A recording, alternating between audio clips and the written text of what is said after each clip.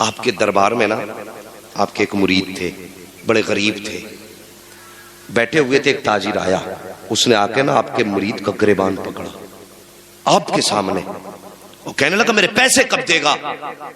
غریب نواز نے یوں نگاہ اٹھائی، آپ نے فرمایا یہ اس کے ساتھ زیادتی کیوں کر رہا ہے؟ اس نے کہا آپ کو نہیں معلوم اس پہ پیسے میرے بہت دن کے ہیں۔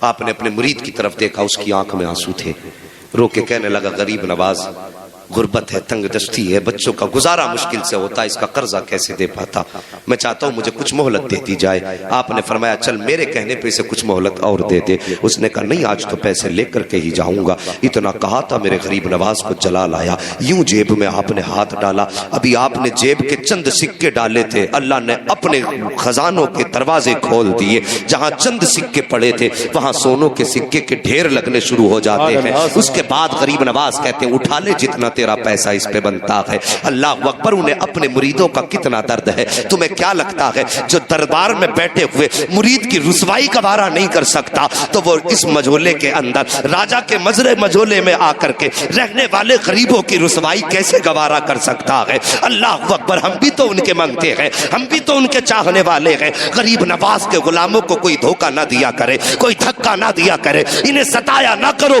کوئی یہ مت سمجھنا یہ لاوارث ہے، خدا کی قسم لاوارث سوچنے والا لاوارث ہوگا، یہ تو وہ ہے جن کا غریب نواز بھی وارث ہے، مدینے والا مصطفیٰ بھی وارث۔ اتنے بھی تو لاوارث نہیں کہ جو چاہے جیسا چاہے کر دے، ہم بھی کوئی وارث رکھتے ہیں۔ مجھے گردشوں نہ چھیڑو، میرا ہے کوئی جہاں میں ابھی پکار لوں گا، نہیں دور ہے مدینہ۔ ہمیں کوئی لاوارث نہ سمجھے۔ آپ نے ڈھیر لگا دیا سونے کا، اٹھا لے جتنا تیرا پیسہ ہو۔ اس نے پیسہ اٹھانا شروع کیا، وہ سمجھ رہا تھا غریب نواز ادھر نہیں دیکھ رہے ہیں، جتنا اس کا تھا اس نے زیادہ اٹھا لیا، زیادہ اٹھا لیا اور لے کر کے چلا گیا۔ کچھ دن کے بعد جو پیسے قرض لینے آیا تھا نا، چادر سمیٹے ہوئے تڑپتا ہوا غریب نواز کی بارگاہ میں آیا، کہنے لگا حضور مجھے معافی چاہیے۔ آپ نے فرمایا کیا ہوا؟ اس نے اپنی چادر اتار دی، اور جو دیکھا نا چادر اتار کے تو اس کا ہاتھ سوکھ چکا تھا، پورا ہاتھ سوکھ چکا تھا۔ کہا حضور آپ سے کیسے بتاؤں؟ آپ نے مجھ سے کہا جتنے چاہے پیسے لے لے، اور کہا حضور آپ نے اجازت دیتی تھی، میں نے تھوڑے زیادہ اٹھا لیے۔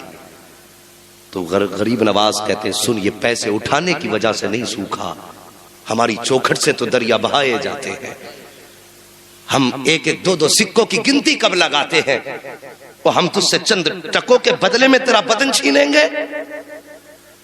ہمارے دربار سے تو زمانے کو کھلایا جائے گا، تو تجھ سے چند سکوں کی وجہ سے یہ سزا؟